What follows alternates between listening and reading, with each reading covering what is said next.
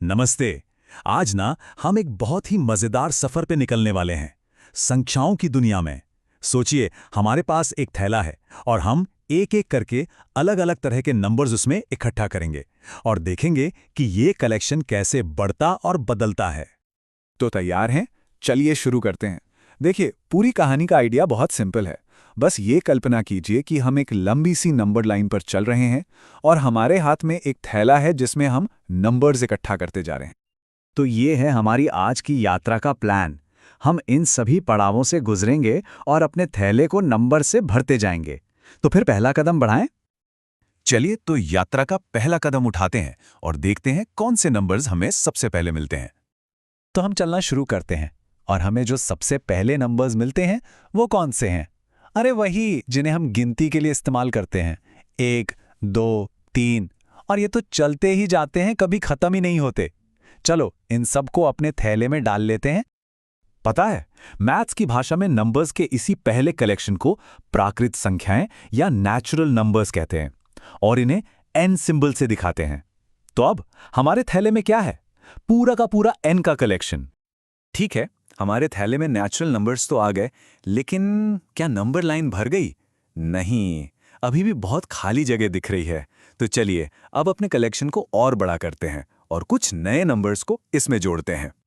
अब हम थोड़ा पीछे मुड़ते हैं और उस एक बहुत ही जरूरी नंबर को उठाते हैं जिसे हम छोड़ आए थे, 0। और जैसे ही ये 0 हमारे थैले में जाता है, हमारा नेचुरल नंबर्स का कलेक्शन अब बन जाता है होल नंबर्स का सेट, जिसे W से दिखाते हैं। लेकिन रुकिए, कहानी यहां खत्म नहीं होती। 0 से भी पीछे, मतलब नेगेटिव साइड में नंबर्स की एक पूरी की पूरी दुनिया है। तो हम उन सबको भी इकट्ठा कर लेते हैं, -1, -2, -3, और ये भी कहां तक जाते हैं? अनंत तक। तो अब सोचिए हमारे थैले में क्या क्या है।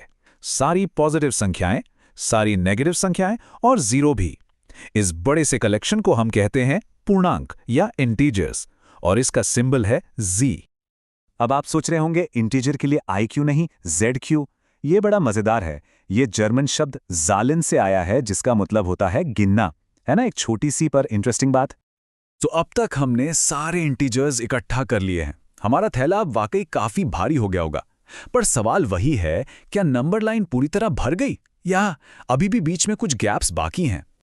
1 मिनट के लिए सोचिए, जब हम नंबर लाइन पर 1 से 2 तक जाते हैं तो क्या उनके बीच में कुछ भी नहीं है? क्या हम एक पॉइंट से सीधे दूसरे पर जंप कर जाते हैं? अरे बिल्कुल हैं।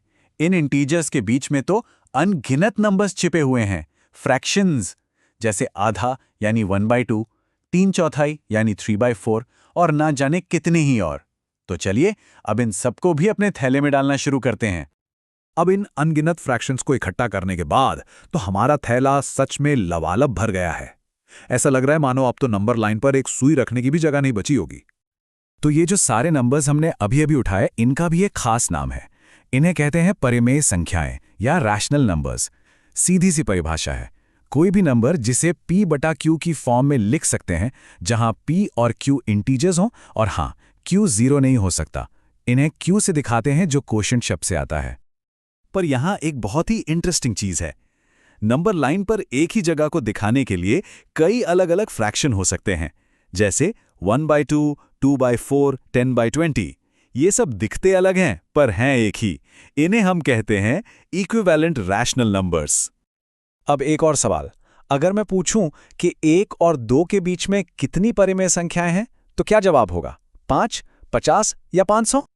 चलिए इसे करके ही देख लेते हैं। मान लीजिए हमें 1 और 2 के बीच 5 रैशनल नंबर्स चाहिए। तो इसका एक बहुत आसान तरीका है।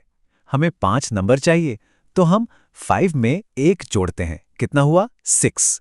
अब हम 1 को 6/6 और 2 को 12/6 लिख सकते हैं, है ना? बस अब देखिए इनके बीच के नंबर्स एकदम साफ दिख रहे हैं। 7/6, 8/6, 9/6, 10/6 और 11/6। मिल गए 5। और पता है सबसे कमाल की बात क्या है? हम सिर्फ 5 ही क्यों, 5000 या 5 लाख नंबर्स भी ढूंढ सकते थे। असल में किन्हीं भी 2 रैशनल नंबर्स के बीच, चाहे वो एक दूसरे के कितने ही करीब क्यों ना हो, हमेशा इन्फिनाइट यानी अनंत रैशनल नंबर्स होते हैं।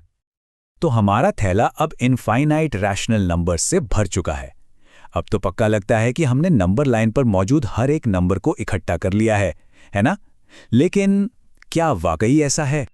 इस सुनने में शायद यकीन न हो, लेकिन सच यही है कि इतने सारे मतलब इनफाइनाइट नंबर्स को इकट्ठा करने के बाद भी हमारी नंबर लाइन पर अब भी खाली जगह बची है। कुछ नंबर्स अभी भी हमारे थैले से बाहर हैं। तो हमारी आज की यात्रा इस एक बड़े सवाल पर आके खत्म होती है। आखिर ये कौन सी रहस्यमयी संख्याएं हैं जो हमारे थैले में नहीं आ पाईं? वो नंबर्स जो P/Q की फॉर्म में नहीं लिखे जा सकते, और हम उन्हें पहचानेंगे कैसे? खैर, इन सवालों के जवाब वो हमारी अगली यात्रा का हिस्सा होंगे।